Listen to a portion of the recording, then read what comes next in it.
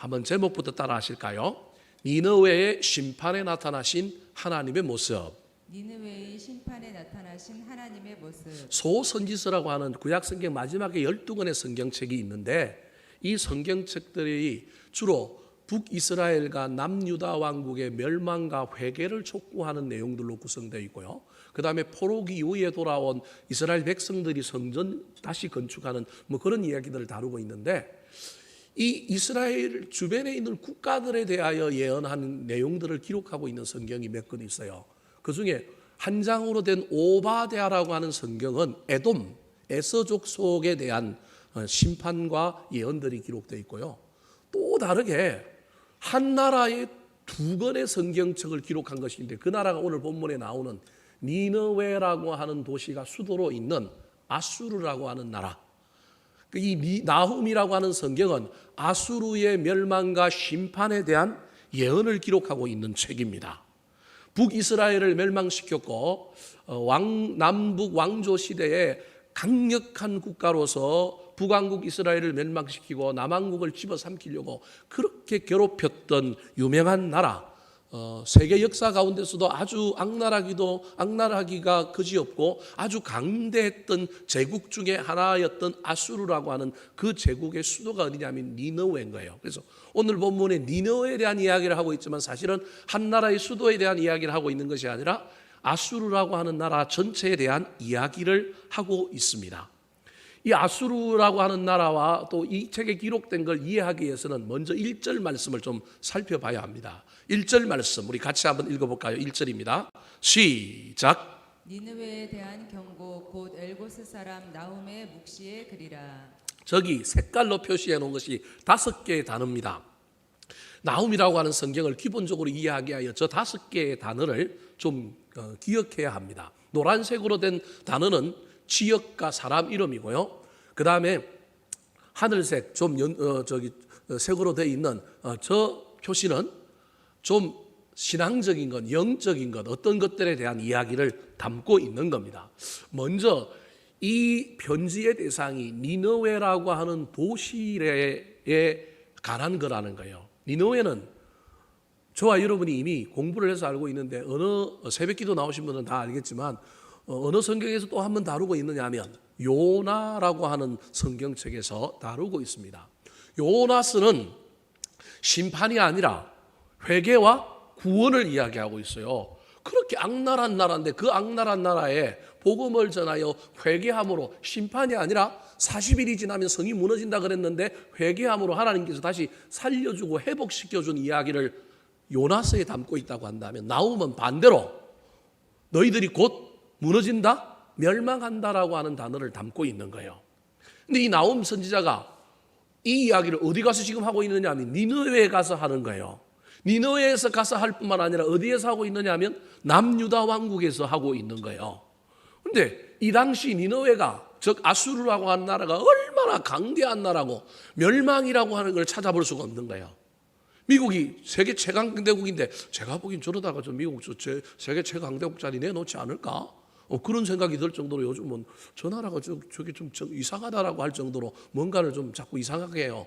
왜냐하면 나라의 정신, 나라의 정체성보다는 정권을 잡으려고 하는 사람들의 어떤 욕심으로 인하여 이 나라가 망가진다. 저 미국을 보면서 우리나라도 고민 많이 해야 됩니다. 내 정권, 내가 대통령이 되고 내가 국회의원이 되는 것보다 나라를 어떻게 세울 거냐, 이걸 관심 가져야 되는데, 그동안 미국이 최강대국 되었던 건 그거였거든요. 오바마 대통령이 아니면 다른 대통령이 자기 당이 정권을 잡지 못하더라도 국가의 정체성을 위하여는 표를 못 얻더라도 어떤 정책은 줄기차게 밀고 나갔단 말이에요. 저거 딱 보면 알거든요. 표 못 얻는다, 다음에 대통령 못 만든다, 국회의원 선거에서 못 이긴다. 그 공화당이 집권했을 때도 마찬가지였습니다. 부시가 집권했을 때도 저렇게 하면 점수 못 따는데도 불구하고 정권 재창출이 목적이 아니라 국가와 나라를 위하여 조금 손해보더라도 무슨 일을 하겠다라고 하는 생각을 가지고 있었는데, 요즘 미국이 그러지 않아갖고 문제인 것 같아요. 미국이 망하지 않을 거라고 사람들 다 생각하지만 몰라요. 망할 수도 있는 거예요. 니느웨라고 하는 도시, 즉 아수르라고 하는 나라가 그 당시 살고 있는 모든 사람들이 이 나라는 망한다, 안 망한다? 안 망한다고 이야기하는 거예요. 안 망할 뿐만 아니라 이 니느웨라고 하는 도시, 즉 아수르 제국의 수도가 얼마나 강력한 도시국가요, 얼마나 강한 성이었는지를 모든 사람이 다 아는 거예요. 저 니느웨가 지금의 어디냐 하면 이라크 북부에 있는 모술이라고 하는 도시입니다. 모술이라고 하는 도시가 원래는 폐허 속에 있다가, 니느웨가 폐허 속에 있다가 저때 무너지고 1845년에 영국의 고고학자들이 돈을 막 모아가지고 니느웨를, 성경에 나오는 니느웨를 한번 찾아보자 그래가지고 이란과 이라크의 협력을 얻어갖고 저 도시를 발굴을 해요. 그리고 그 발굴하면서 경제력이 막 거기에 투입되니까 그 주변에 새로운 현대 도시가 만들어졌는데 그 도시가 뭐냐면 모술이라고 하는 도시예요. 옛날에 이라크하고 이란하고 전쟁할 때요. 그리고 미국이 이라크 전쟁에 참여했을 때 저 도시를 파괴하고 저 도시 안에 있는 막 기독교의 유적들이 엄청나게 있는데, 세계 유적의 보고들이 있는데 그걸 다 부수고 뭐 이런 일들이 일어났어요. 그 모술이라고 하는 현대의 도시가 니느웨라고 하는 도시예요. 1884년에 영국의 고고학자들이 교회들에게서 헌금 모아가지고 대대적으로 그걸 발굴했는데, 발굴해보니까 엄청난 거예요. 그 고대 도시가. 제가 요나스 할 때도 설명을 드렸지만 성의 길이가 얼마냐면 96km예요. 하루에 사람이 1시간에 4km를 걸어요. 그러면 8시간 걷는다고 하면 32km 정도를, 32km 정도를 걸어요. 요나가 원래 며칠 길 걸어야 복음 전할 수 있다 그랬어요? 사흘 길. 그러니까 32km 곱하기 3하면 90 얼마요? 6km. 딱 맞게 나온 거예요. 사흘 길로 딱 둘레가 나온 거예요. 요나가 사흘 길 해야 되는데 사흘 길 안 하고 삥 둘러가면서 이 복음을 전해야 되는데 어디로 갔냐면 간통한 거예요. 그러니까 사흘 길인데 자기는 어떻게 간 거예요? 직선 도로로 간통하면서 들을 놈은 듣고 안 들을 놈은 듣지 마라. 그냥 나는 어쩔 수 없이 한다. 그게 요나의 선교 전략인 거예요.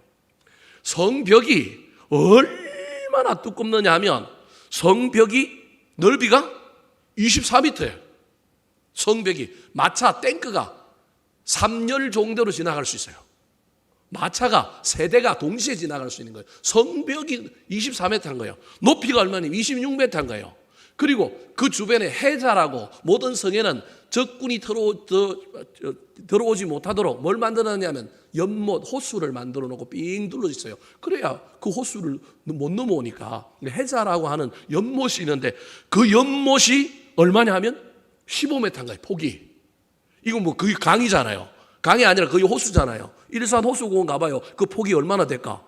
15m 되는 그걸 만들어 놓은 거예요. 이게 고고하게 발굴된 결과인 거예요. 근데 그런 성이 지금 무너진다?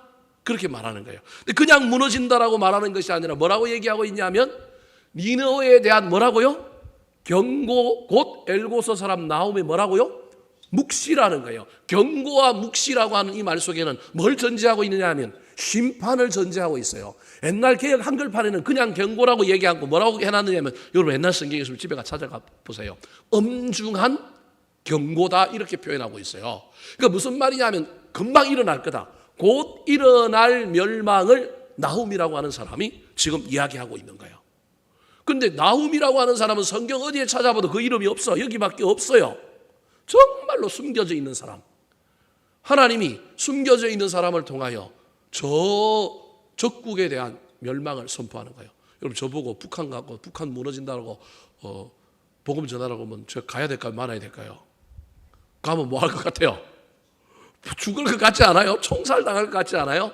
근데 그런데 이런 사람을 쓰는 거예요. 딱 유일하게 이름 나훔, 그 다음에 출신지 어디? 엘고스, 어딘지를 몰라요. 성경의 관심은 사람에게 있는 것이 아니라 하나님과 그분의 섭리와 그분의 말씀이기 때문에 전하는 사람을 그렇게 중요하게 여기지 않고 전하는 사람에 대해서 그렇게 많이 말하고 있지 않은 거예요. 물론 다른 선지서에 보면 그 아버지가 누구고 뭐 지역이 누구고 뭐 어떤 손자고 자기 할아버지가 누구고 이런 걸 밝힌 것도 있지만 성경에 때로는 그 사람의 어떤 배경과 백그라운드를 전혀 밝히지 않으면서 오로지 하나님의 말씀만을 드러내고자 하는 의도가 있는 거예요. 그 말은 이 예언은 반드시 이루어진다. 이 심판은 임받겠다. 반드시 이루어진다라고 하는 놀라운 이야기를 이 안에 담고 있는 거예요. 여기서 저와 여러분이 하나를 더 살펴보고 가야 할 것. 그러면 요나서에서는 왜 하나님이 아수르 보고 회개하라 그러고 회개한 아수르를 멸망시키지 않고 그들을 그렇게 살려주셨다가 왜 이제는 또 나훔한테 뭐 한다고요? 멸망한다. 근데 요나서에서는 40일이 지나면 이 성이 무너진다 그래놓고 하나님 마음을 어떻게 했어요? 싹 바꾸었단 말이에요. 근데 지금은 바꿔요, 안 바꿔요? 안 바꾸겠다라는 거예요. 이게 뭘까요? 이게 어떤 의미가 있을까요? 이게 시대적인 차이가 있다라는 걸 기억하셔야 됩니다. 여러분, 요나는 북이스라엘의 선지자였어요. 그러니까 북이스라엘이 뭐 하기 전이에요?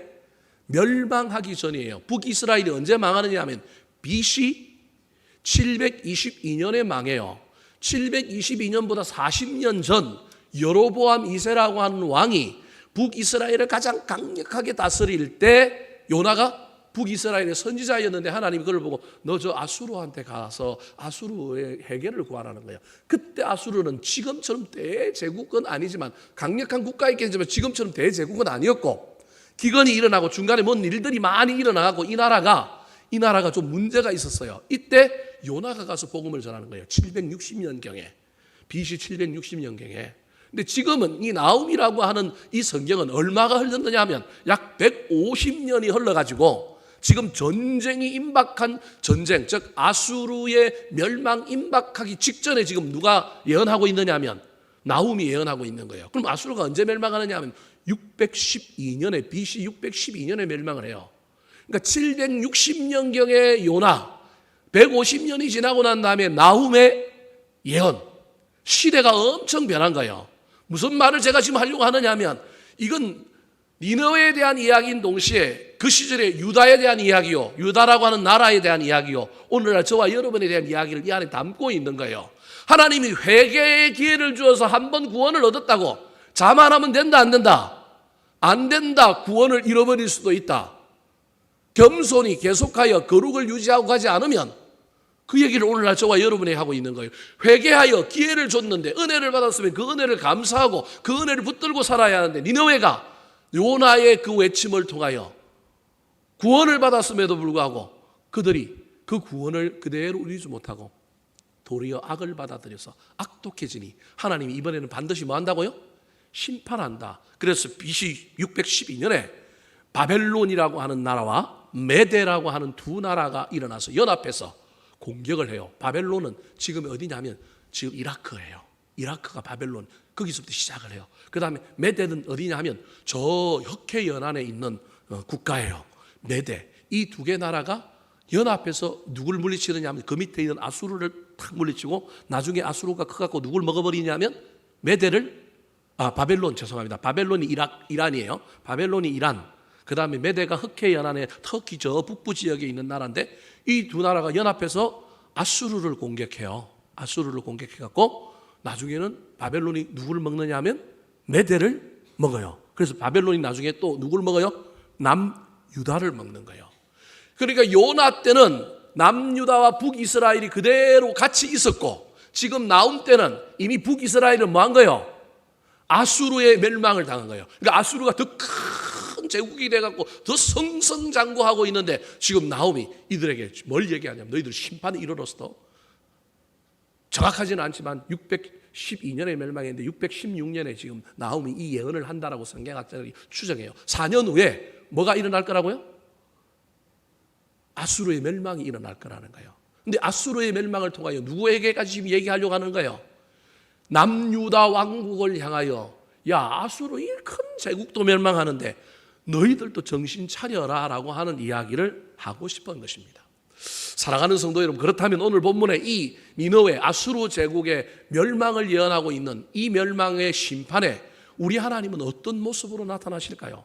하나님이 반드시 이 제국을 심판하겠다, 구원의 기회를 줬는데 은혜를 줬는데 그 은혜를 은혜로 받아들이고 계속 이어가지 못하는 이 나라 뿐만 아니라 악을 품고 주변에 있는 나라들을 악하게 징계하고 정말로 믿는 자들을 악독하게 대했던 너희들을 내가 반드시 심판하시겠다 하신 이 하나님의 심판의 모습에는 어떤 모습이 들어있을까요? 첫 번째 하나님의 모습입니다. 따라 하시겠습니다. 질투하시고 보복하시는 하나님. 질투하시고 보복하시는 하나님. 하나님의 질투, 사람의 질투는 내가 사랑하는 대상을 누가 사랑할 때 질투하는데 하나님의 질투는 내가 사랑하는 사람을 누가 괴롭힐 때도 뭐예요? 질투하는 거예요. 이게 하나님의 질투와 인간의 질투가 좀 다른 거예요. 여기 오늘 본문에 질투하시는 하나님이 나오는데 그 하나님 어떤 질투냐 하면 하나님이 유다를 사랑하는데 아수르가 유다를 막 사랑한다고 질투한 게 아니고요. 아수르가 누구를 괴롭혀요? 유다를 괴롭히는 거예요. 그래서 지금 아수르를 향한 때 내가 질투함으로 너희들을 보복하여 진노하여 너희들을 뭐 하겠다? 멸망시키겠다. 그러니까 하나님의 질투는 두 가지인 거예요. 사랑의 질투도 있지만 분노의 질투도 있는 거예요. 괴롭히는, 내 백성을 괴롭히는 것에 대한 여러분 그 안타까움의 질투가 있는 거예요. 여러분 그러므로 앞에 말했던 질투, 내가 누군가를 사랑하는데 다른 사람이 그 사람 사랑함으로 말미암아 내가 가지고 있는 질투는 죄송합니다. 좀 욕심적인 이기적인 질투라고 한다면 우리 하나님의 질투는 그걸 넘어서서 내가 사랑하는 사람을 누가 괴롭히는 걸 안타까워하는 질투라는 거예요. 저와 여러분 이런 질투 좀 했으면 좋겠어요. 내가 하고 싶어 하는 일들을 다른 사람에 의해서 내가 안타까워서 하는 질투. 다른 사람이 잘 돼서 막 안타까워하는 질투가 아니라 내가 하고 싶어 하는 질투. 여러분 이런 거룩한 질투를 품었으면 좋겠습니다. 2절 말씀 같이 한번 읽어볼까요? 시작. 여호와는 질투하시며 보복하시는 하나님이시니라. 여호와는 보복하시며 진노하시되 자기를 거스르는 자에게 여호와는 보복하시며 자기를 대적하는 자에게 진노를 품으시며. 질투하시며 보복하시는 하나님, 보복하시며 진노하시는 하나님. 그 진노의 대상이 누구느냐 하면 거스르는 자와 대적하는 자인 거예요. 이 거스르는 자가 누구냐 하면 니느웨, 아수르인 거예요. 대적하는 자가 누구냐 하면 아수르인 거예요. 은혜를 주고 구원을 주었으면, 그래서 그들이 강대국이 제국이 되었으면 사실은 그 제국도 누가 되게 해주셨느냐 하면 하나님이 되게 해주신 거예요. 왜? 북이스라엘 우상 숭배하니까 회초리로 몽둥이로 쓰려고 남유다 왕국 북이스라엘 따라가니까 한번 좀 혼내주는 인생 책찍과 막대기를 쓰려고 하나님이 그 아수르 제국을 높여준 거예요. 지들이 잘나서 자기 능력과 힘으로 된 게 아닌데도 불구하고 그 은혜를 모르고 자신들이 주인 되어서 하나님 사랑하는 백성들을 괴롭히니 거스르는 자요 대적하는 자라는 겁니다. 그래서 하나님께서 보복하시고 멸망시키겠다라는 거예요. 3절 말씀에도 이 보복하시는 우리 하나님의 또 다른 모습이 나옵니다. 같이 한번 읽어볼까요? 시작. 여호와는 노하기를 더디하시며 권능이 크시며 벌받을 자를 결코 내버려 두지 아니하시느니라. 여호와의 길은 회오리 바람과 광풍에 있고 구름은 그의 발에 티끌이로다. 우리 하나님 질투하시는 하나님이라서 성질 급하게 아수르를 향하여 지금 막 칼을 뽑아갖고 멸망시키기를 이런 분은 아니라는 거예요. 저기 여호와는 노하기를 뭐 하신다고요? 참다가 내가 은혜 한번 줬고 내가 구원의 길을 열어줬으니 이것들이 정신 차리고 제대로 살 거라고 바라보고 기다려도 안 돌아오니 마지막에 뭐 한다고요? 벌 받을 자를 결코 뭐 하지 않는다고요? 내버려 두지 않는다. 노하기를 더디하시지만 참고 인내하시지만 반드시 그래도 돌이키지 않으면 뭐 하시는 분이라고요? 보복하시는 분이다.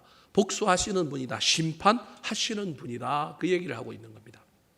사랑하는 성도 여러분, 이 니느웨의 이야기를 통하여 저와 여러분에게 하나님이 이야기하고 있는 건 우리가 은혜 받은 자요, 복을 받은 자요, 하나님께 구원을 받은 자라고 한다면 그 구원에 걸맞는 삶, 그 구원에 걸맞는 인생들을 끝까지 이어가지 않으면 하나님은 니느웨를 향하여 칼을 뽑으신 것처럼 우리에게도 그 칼을 뽑는다는 사실을 기억하셔서 저와 여러분이 우리 하나님의 질투의 대상이 되지 말고 우리 하나님의 기쁨을 채워드리는 신앙생활하게 되기를 예수님의 이름으로 축원합니다.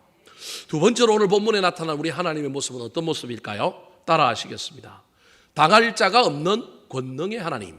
당할 자가 없는 권능의 하나님. 자, 나움이 남유다 왕국뿐만 아니라 저 아수르 제국에 가서 지금 복음을 전하면서 심판을 예언해요. 이때 아수르가 최강대국이었단 말이에요. 그러면서 하나님이 너희들을 질투하고 보복하시는 분이다 그랬더니 야, 하나님이 능력이 있어? 하나님이 우리를 이길까? 이런 의문에 대한 답이 지금 두 번째라는 거예요. 우리가 이렇게 최강대국인데 우리를 어떻게 해? 설사 너네 신이 있다 할지라도 너네 신이 우리를 이길 수 있어?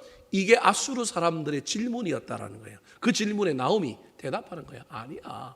우리 하나님 앞에는 당할 자가 있다 없다? 없다. 우리 하나님 어떤 분이신지 내가 소개해 줄게. 그게 4절 5절입니다. 같이 한번 읽어볼까요? 4절 5절 시작. 그는 바다를 그저 그것을 말리시며 모든 강을 말리시나니 바산과 갈멜이 쇠하며 레바논의 꽃이 시드는도다. 그로 말미암아 산들이 진동하며 작은 산들이 녹고 그 앞에서는 땅 곧 세계와 그 가운데에 있는 모든 것들이 솟아오르는도다. 바다를 꾸짖는 사람이 있니? 없지. 하나님만 그러는 거야. 꾸짖고 말리고 산들이 진동하고 녹고 모든 것이 솟아오르는 지각변동, 지진을 일으키시는 분 누구냐 하면 하나님입니다. 우리 하나님 이런 능력 가지고 있어.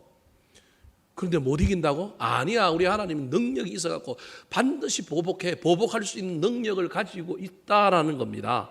그게 우리 하나님의 모습인 거예요. 그래서 아까 여러분 3절에 뭐라고 얘기하고 있냐면 3절 말씀 앞에 있는 거 한 번만 더 띄워주시겠어요? 예, 앞에 있는 3절 저기 보니까 여호와는 노하기를 더디하시며 그 다음에 뭐가 크다고요? 권능이 크다라는 거예요. 하나님 질투하여 복수하시는 분인데 복수할 능력도 없는 분이 아니라 권능이 크다라는 거예요. 근데 그 권능을 이길 자가 없다. 그게 6절입니다. 자, 6절 말씀 건너뛰어서 6절입니다. 시작. 누가 능히 그의 분노 앞에 서며 누가 능히 그의 진노를 감당하랴. 그의 진노가 불처럼 쏟아지니 그로 말미암아 바위들이 깨지는도다. 아무도 그 분노 앞에 설 사람이 있다 없다? 없다. 어느 누구도 진노를 피해갈 수 없다. 하나님 심판을 이길 자는 없다. 하나님 반드시 심판하실 뿐만 아니라 우리 하나님에게는 심판의 능력이 있다. 지금 나타내지 않는다고, 지금 보이지 않는다고, 없다고 말하지 마라. 있다. 참고 계시는 거다. 그런데 반드시 한 번은 나타난다. 사랑하는 성도 여러분, 하나님 이기려고 하지 마시기 바랍니다.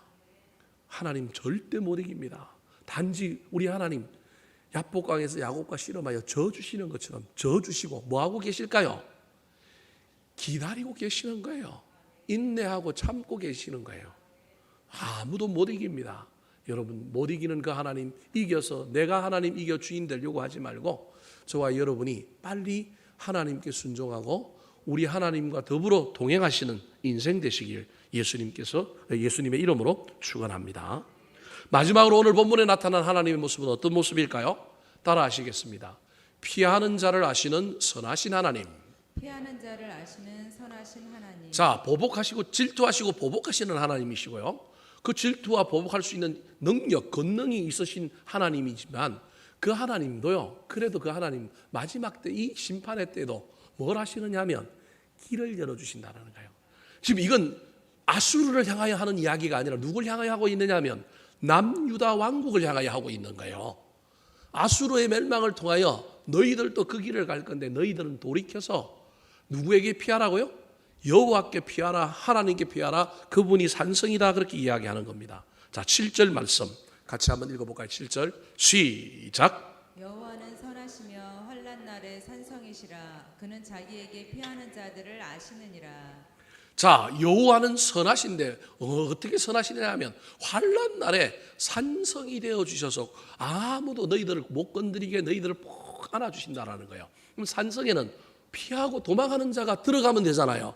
근데 피하고 들어가는 자들이 아무리 문을 열어달라 그래도 안 열어줄 때가 있는데 자기 편인지 자기 백성인지 다 산성 위에서 하나님이 보고 있다가 내 백성은 반드시 안다라는 거예요. 그래서 아는 자들에게 반드시 피난처가 되는 그 산성의 문을 열어주시는 분이 누구냐면 하나님이고 그렇지 않은 자에게는 문을 열어준다 안 열어준다? 안 열어준다라는 거예요. 그럼 저게 무슨 말일까요? 왜 저 이야기를 하고 있을까요? 7절은 대상이 아수르라고 하는 나라가 아니라 제가 지금 누구라고 얘기했냐면 남유다 왕국이라는 거예요. 북이스라엘이 멸망할 때 아수르의 3명의 왕이 공격을 합니다. 그 3명의 왕이 누구냐 하면 여러분 뭐 잘 모르겠는데 디글랏 빌레셀이라고 하는 왕이나 이 11개에 나오는 왕들의 이름인데요. 여러분 잘 모를 거예요. 여기 신학교 가면 신대원 입학시험에 이런 문제가 나와요. 왜 이런 문제를 내는지 모르겠어요. 하여튼 디글랏 빌레셋이라고 하는 왕이 공격을 해요. 근데 사마리아 성을 함락을 못 시켜요. 이 왕이 죽고 두 번째 왕이 나오는데 그 사람이 누구냐면 살만 에셀이라고 하는 왕이 또 와요. 이 왕이 또 북이스라엘을 공격하는데 북이스라엘의 전 국토는 다 정복했는데 유일하게 뭐만 정복을 못해요? 수도 사마리아만 점령 못하는 거예요. 우리나라도 옛날에 그랬잖아요. 청나라가 올 때 어디로 도망가요? 강화도로 도망가잖아요. 강화도 도망가서 물 못 건너오니까 거기 딱 숨어 있잖아요. 그래서 우리는 한 번도 주권을 안 잃었다고 얘기하잖아요. 근데 온 국토는 다 어디에 넘어갔어요? 다 넘어갔는데 왕만 안 빼앗기면 돼. 예, 왕만 안 되면 되는 거예요. 그래서 수도를 옮겨서 거기 강화도에서 수도이기 때문에 저 나라 수도를 정복하지 못하면 그건 정복하지 못한 거예요. 마찬가지로 사마리아가 점령이 안 됐어요. 니느웨 성에 버금가는 강력한 요새를 만들고 있었던 성이 사마리아 성이에요. 세 번째 왕이 나오는데 이 세 번째 왕이 사로곤 2세라고 하는 왕이에요. 이 왕 때에 북이스라엘이 무너집니다. 북이스라엘. 총 3명의 왕이 몇 번 공격하냐? 10번 공격해요. 10번 공격하는데 10번째 무너지는 거예요. 그러니까 여러분 아수르라고 하는 나라가 얼마나 큰 나라인지 몰라요. 이 큰 나라가 한 나라를 삼키는데 이렇게 공을 들인 적이 없어요. 엄청나게 공을 들였는데 안 되고 정권이 3번 바뀌면서 겨우 무너뜨린 나라가 북이스라엘인 거예요. 우리나라의 고구려 같은 나라인 거예요. 그러니까 호전적이고 아주 용맹한 나라가 사실은 북이스라엘이에요. 그래서 아수르가 겨우겨우 이 북이스라엘을 삼켰어요. 문제는 여러분 욕심은 끝이 있어요, 없어요? 그 북이스라엘 먹었으면 뭐 먹어야 돼요? 그 다음 밀고 내려와서 남유다를 먹으려고 하는 거예요. 이때 사로곤 2세가 죽고 누가 왕이 되느냐 하면 그 유명한 산헤립이라고 하는 왕이 이때 아수르의 왕이에요. 이때 남유다 왕국에는 왕이 누구냐 하면 그 유명한 히스기야라고 하는 왕이에요. 지금 이때 누가 있느냐 하면 나훔이 있는 거예요. 이해되십니까? 이때 북이스라엘에 이들보다 조금 더 앞에 누가 있었느냐 하면 이사야, 미가 이런 선지자가 있었고요. 그 다음에 세월이 좀 지나고 뒤편에 지금 누가 있느냐 하면 나훔이 있는 거예요. 나훔이. 지금 아수르가 북이스라엘을 삼키고 누굴 삼키려고 하느냐 하면 남유다를 삼키려고 아수르가 그 이후에 남유다를 또 여러 번 공격해요. 한 번은 설적 국경지대만 치고 너희들 우리한테 조공받자 그래서 조공만 받아가요. 또 한 번은 막 밀고 내려와갖고 또 중간쯤에 와갖고 하친을 해요. 세 번째로는 또 사내립이 와 밀고 내려가고 어디까지 오느냐 하면 예루살렘 성을 완전히 포위해요. 완전히 포위해요. 그러니까 남유다 왕국은 지금 노이로제가 걸린 거예요. 군사력도 좋고 대제국이고 자기들보다 센 북이스라엘을 집어삼켰을 뿐만 아니라 이제 어디까지 집어삼키려고 하느냐 하면 남유다를 집어삼키려고 하는 거예요. 여러분 이때 히스기야를 비롯한 남유다 왕국에 그래도 깨어있는 선지자들이 지금 이 나훔도 마찬가지예요. 지금 아수르의 멸망을 예언할 뿐만 아니라 지금 이 아수르의 멸망을 통하여 누구를 깨우려고 하는 거예요? 남유다 왕국을 깨우려고 하는 거예요. 남유다 왕국도 북이스라엘을 본받아 우상숭배하고 철저히 멸망하고 철저히 부패하고 철저히 타락했지만 여러분 그래도 모든 타락한 가운데 아무리 불이 나서 산을 다 태워도 그 산에는 그래도 뭐가 있어요? 생명력이 있어서 여러분 산이 잿더미가 되는데 그 다음 해보면 봄 되면 또 뭐가 올라와요? 신기하게 또 새싹들이 올라와. 이게 생명력인 거예요. 마찬가지로 남유다 왕국에도 우상숭배하고 북이스라엘과 같이 멸망의 길로 가고 있는 그 와중에 또 누가 있느냐 하면 구약 성경의 중요한 사상 가운데 하나가 남은 자, 경건하게 남아있는 자, 거룩한 자, 여전히 하나님을 섬기는 사람들이 있는 거예요. 지금 그 얘기를 하는 거예요. 그들이 여호와께 피함으로 자기에게 피하는 한날날의 산성에 들어오는 자가 되므로 여러분 그래서 하나님이 8절에 어떻게 해주겠다고 이야기하는 거예요. 다르게 얘기하면 그들이 하나님께 기도하고 그들이 하나님께 나와서 예배하고 99.9%는 다 우상숭배하고 하나님 없다 그러고 하나님 없는 것처럼 사는데 0.1%가 그래도 하나님께 나와 기도하고 하나님 앞에 나와 예배했더니 하나님이 그들을 아시고 그들 때문에 어떤 일을 해주겠다고 이야기할까요? 8절 말씀 같이 한번 읽어볼까요? 시작. 그가 범람하는 물로 그곳을 진멸하시고 자기 대적들을 흑암으로 쫓아내시리라. 자, 7절에 산성으로 피하는 자를 알아보신다 그랬습니다. 여기 피한다는 건 물리적으로 성에 들어가는 이런 의미도 있지만 사실은 그것보다는 하나님이 피난처가 되는데 피난처 대신 하나님께 나와서 기도하고 예배하고 하나님의 도우심을 구하는 그걸 상징적으로 7절에 표현해 온 거예요.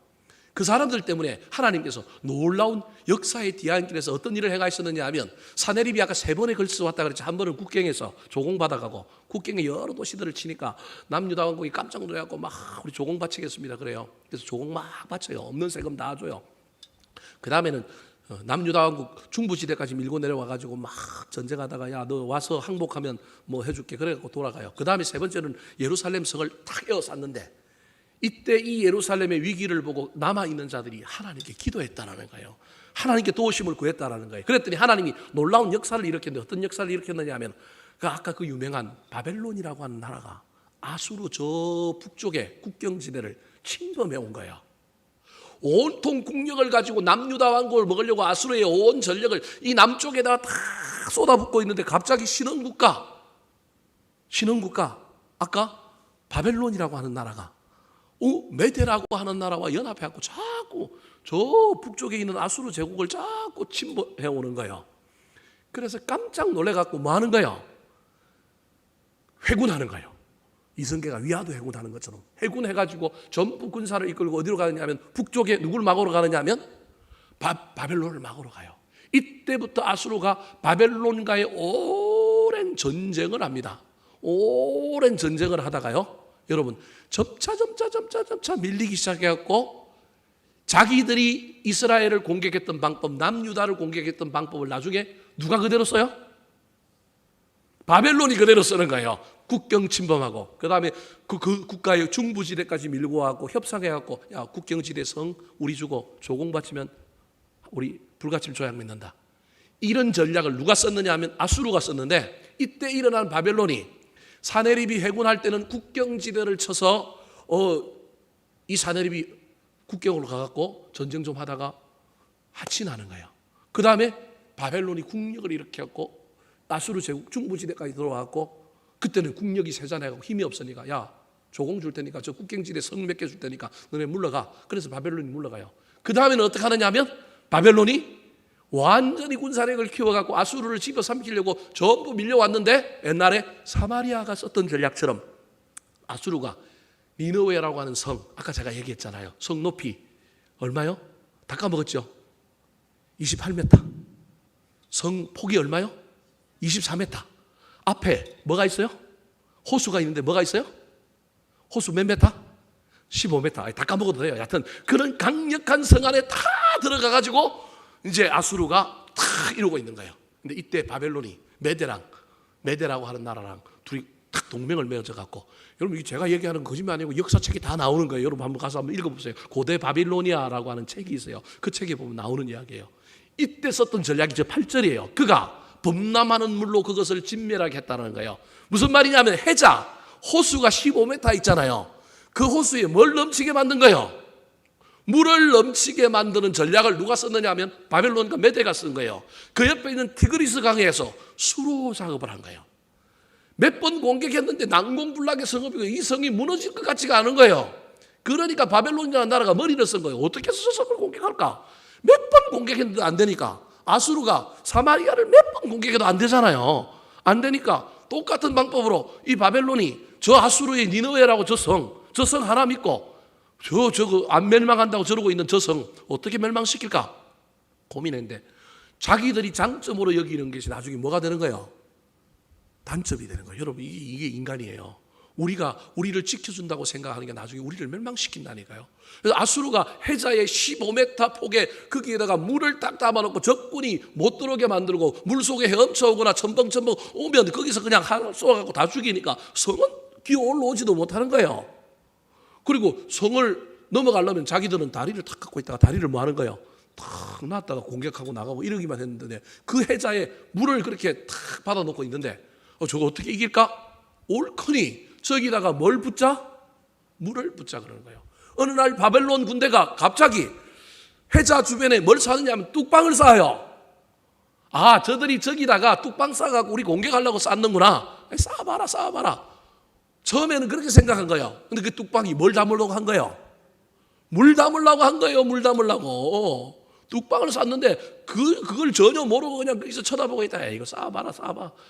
그러고 있었던 거예요. 그리고 난 다음에 또 한쪽 편에서는 저쪽에서부터 무슨 작업을 해오느냐 하면 티그리스 강에서부터 수로 작업을 딱 해오다가 우기가 되어서 티그리스 강이 범람하는 딱 시기에 그 물을 탁 끌어와가지고 해자를 넘치게 해가지고 어느 성을 무너뜨리냐면 아수르의 니느웨라고 하는 성을 무너뜨려서 바벨론이 드디어 아수르 제국을 멸망시킵니다. 그게 언제냐면 612년. 제가 아까 이야기했잖아요. 이 612년 4년 전에 지금 나훔이 이 이야기를 미리 하고 있는 거예요. 아수르가 이렇게 멸망할 거다. 아수르가 멸망할 거다. 그런데 이 아수르의 멸망의 결정적인 것은 여호와께 피하는 자들이 있었다. 그들이 하나님께 기도함으로 여호와께 피하여 하나님의 도우심을 구함으로 하나님이 배후에서 섭리하셔서 사내립이 돌아가게 만들고 그 이후부터 이 아수르가 멸망의 길로 가서 남유다 왕국을 살려주지 않았느냐. 남유다 왕국아 정신 차리라. 근데 남유다 왕국이 정신을 안 차리잖아요. 바벨론이 아수르 먹었으면 그 다음에 누구 먹을 거야? 자기들 먹을 건데 옛날에 아수르하고 자기들하고 바벨론하고 자기하고 동맹관계에 있었단 말이에요. 동맹관계에 있었단 말이에요. 유다가 아수르에 하도 공격을 당하니까 아수르가 엄청나게 괴롭혔단 말이에요. 북이스라엘 먹고 난 다음에 특별히 히스기야 왕 때 그가 얼마나 힘들었던지 하나님께서 그 힘들어하던 히스기야에게 갑자기 너 죽는다 그런 거예요. 그래서 면벽기도 해가지고 생명을 몇 년 연장받아요? 15년 연장을 받아요.